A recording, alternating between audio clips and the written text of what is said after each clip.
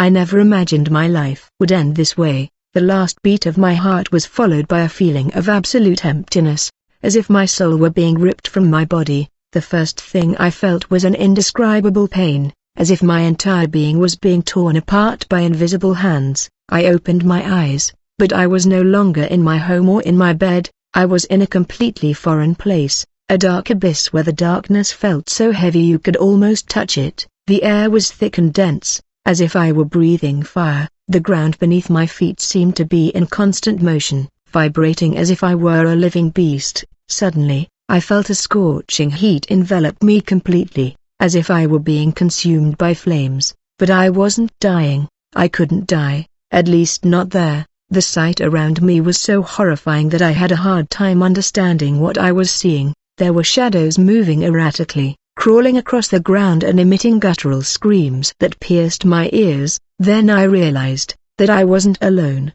Dark figures beside me began to materialize, beings I had only heard of in legends and stories before. They were fallen angels, demons who had been banished from heaven for their rebellion. Their eyes were empty, like wells of despair, and their faces distorted by hatred and rage. I saw in them the same evil that had permeated the earth for centuries. Their wings, once resplendent, were now broken and dirty, as if they were vestiges of a lost glory. From one of them, the greatest, a voice emerged that resonated loudly in my chest. "Welcome to the end of the world. You've arrived at your rightful place." Their laughter, like a distant echo of storms, enveloped me.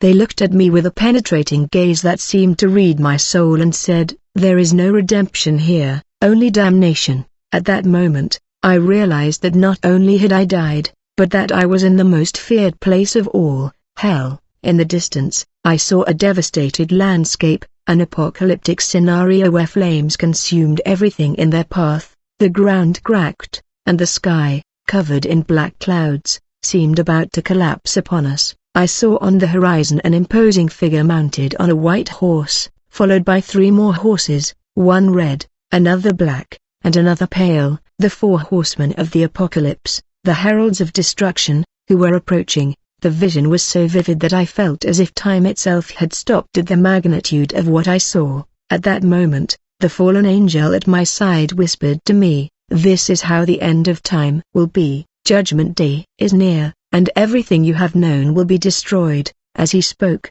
the ground shook beneath my feet, the flames grew, and the air grew thicker and hotter. The earth tore apart, and the souls trapped in that place they suffered in a way that was impossible to describe. Screams of despair filled the air, a cacophony of pain and agony that seemed to have no end. I found myself pulled by the force of the vision as if hell itself were taking control of my senses. I traveled through that devastated landscape, observing the ruins of a lost humanity. The cities I once knew were now smoking rubble, and the people who walked through them were deformed shadows, souls condemned to wander aimlessly. It was the judgment of the wicked, those who never repented of their sins. The fire that consumes all will be their end, the demon told me in a cruel voice. As the ground shook, I saw myself again in the center of a great battle, a war between the heavenly hosts and the forces of evil. Angels with their swords of light fought against the abyssal creatures that wished to devour God's creation.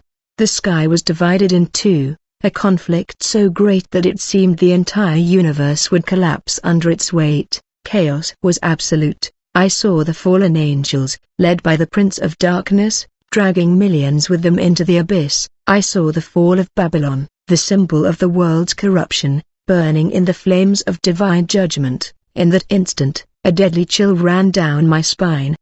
I remembered the words of Jesus Christ in the Gospel of Matthew when he said, "Many will be called, but few will be chosen." Doom was sealed for those who never repented. I saw the righteous lifted up into a glorious light, into realm of peace and salvation, while the wicked were dragged into eternal torment. The devil beside me laughed, but his laughter was empty. God's mercy has run out, he told me. This is the end. Judgment will be relentless. The feeling of hopelessness that invaded my being was overwhelming. I could feel the presence of evil everywhere, like a force that devoured all hope. "Whoever has ears to hear, let them hear," the fallen angel murmured, quoting the words of Revelation.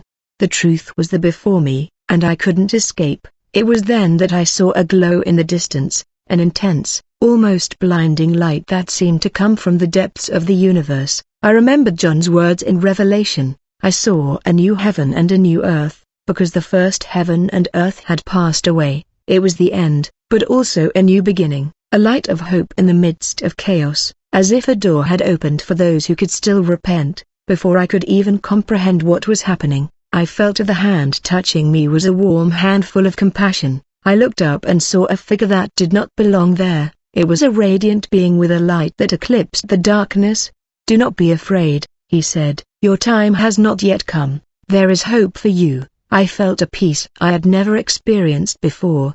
The vision of hell began to fade, and the air grew cooler. My body trembled, not from fear, but from a strange feeling of relief. Suddenly, the ground stopped shaking, the shadows disappeared, and the darkness dissipated. I found myself back in my bed, breathing with difficulty, feeling as if it had all been a dream. But the angel's words continued to echo in my mind, "The end is near, but there is always hope for those who believe." The apocalypse is not just a punishment, it is a call to salvation, to reflection, to faith.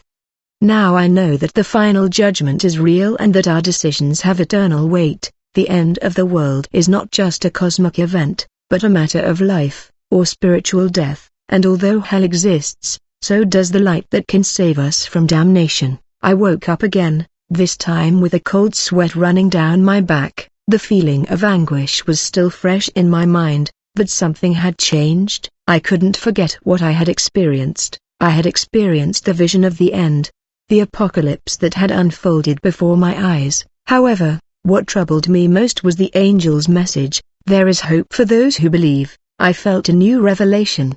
I saw the image of a great army, an army that did not fight with weapons but with the truth, an army of purified souls walking toward the final battle against the forces of evil. It was the army of the Lord, and I was part of it.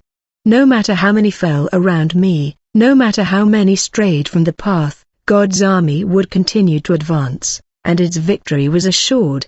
The following weeks witnessed a spiritual awakening in my life. I saw more people join the faith, as more hearts were touched by the message of the gospel. The moments of despair gave way to moments of hope, and I saw how the light of Christ began to illuminate the shadows of the world. But I knew this was only the beginning, that the work was not yet finished. The end of the world as we knew it was already underway, but it was also the beginning of something glorious. God had a plan, and I was called to be part of that plan. A sense of urgency filled me, as if the time was short and something bigger was underway. The apocalypse wasn't just a distant event, something that would happen in the distant future. It felt close, as if it were on the verge of happening, and not only in the outside world but also within me. I knew the world was on the brink of collapse, that judgment was near, but I also understood there was a chance, one last chance for those who wished to listen and repent. No matter how much suffering awaited us, no matter how dark the circumstances, the light of Christ would always shine as a guide to save us. When I looked up at the sky, I saw that the black clouds that had previously covered it were beginning to disperse, as if the sky itself were testifying to the victory of light over darkness. "The end is near," I whispered to myself. But so is salvation. Somehow, I felt that, although the end of the world was imminent, the beginning of a new era was also beginning for me.